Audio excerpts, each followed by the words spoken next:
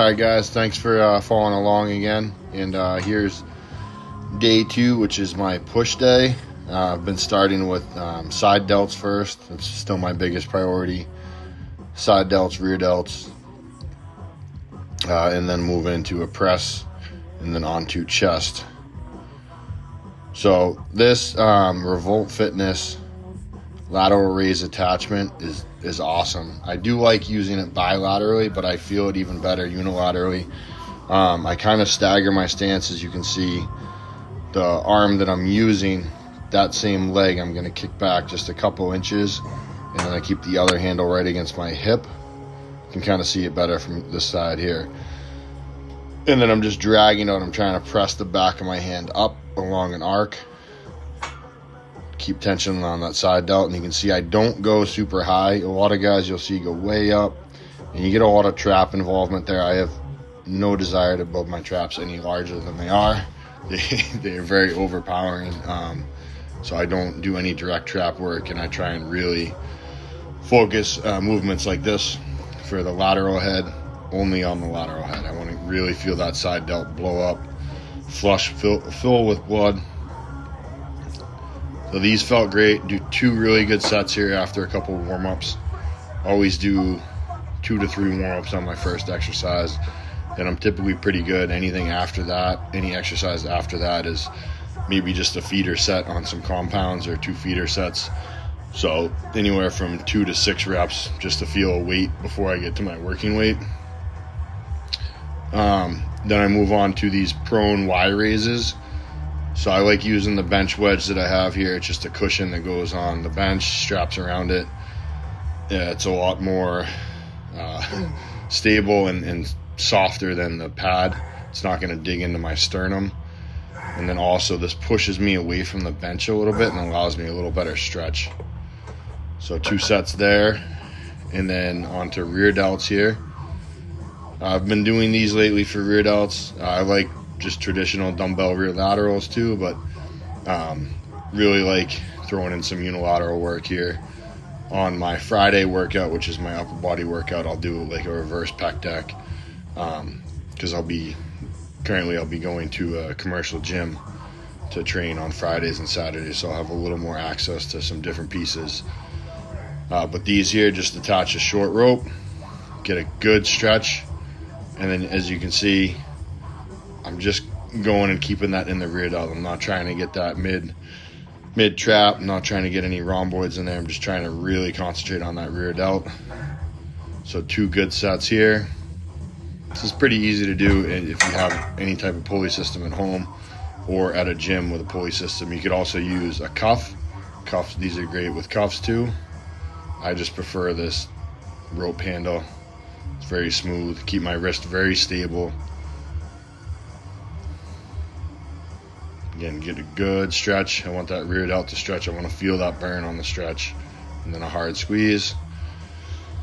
Big thing for me with all my training right now is I'm really trying to control movements. And I want to get that negative. Most people that train, honestly, most people miss, half of the lift, which is that eccentric part. They're just letting the weight fall. I want to resist against that, control it, feel the target muscle the whole time. So after these, my delts are pretty pumped up, and it also acts as a little bit of a pre-exhaust, so I'm not going to use as heavy a weights. As you can see, I'm only using 70 pounds for a dumbbell shoulder press. I mean, I can do 100, 120, but not with the same form, and I don't feel it quite as well. These first 2 reps there were a little short. You can see that 3rd rep I got better range of motion. I want to get down so the dumbbell is really right on top of my shoulder there. Almost touching. Nice and controlled. I'm resisting hard on the way down, bracing my core. I'm driving up. Good squeeze. 2 sets here. Then I move into some chest.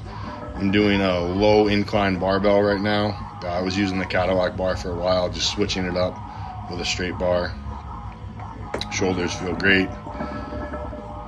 So as you can see, I'm only using 225. This is not a heavy weight in comparison to weights I've used in the past, but I'm trying to control the negative the whole way Really squeeze my shoulder blades, keep my chest up that whole time, and bring the bar right down to my chest, getting a full stretch. This is, for me, this is super important for optimal growth, especially with chest. I don't have access to like a cable fly or a pec deck here, but I will be incorporating that on my Fridays. And then I go into dips. I'm just doing body weight dips here. Full stretch. All the way down. You can see it really fries the front delt too. And then I like to finish off my set with some pec minor dips, so it's a shorter range of motion. You'll see coming up here, right there. Just that's it. A little more upright, and you can see the separation in the pecs there. What's working there with the pec minor. This is a great one I kind of stole from Eric Janicki here. Tricep push downs on an incline bench with a cable. You can do this again anywhere. If you have any type of pulley system at home, any commercial gym obviously has cables, so you can set this up pretty easy. I like this easy bar, slight bend at the wrist, trying to get a real full stretch on the way back. Triceps, I love getting that stretch. It's such a good feeling.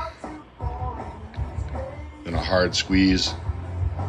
With this setup on the incline, you get a great line of pull.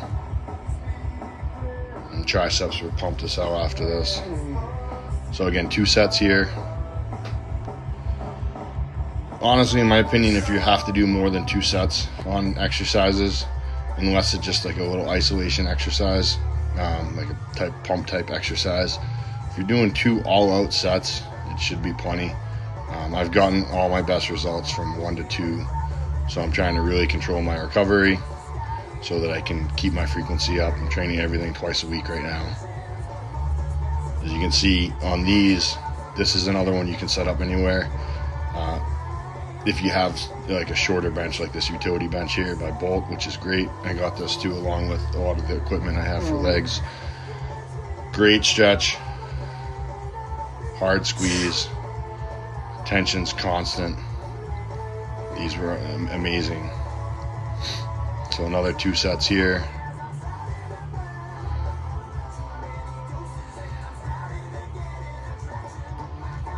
On this side here from the angle, you can really see better how much these really isolate the triceps.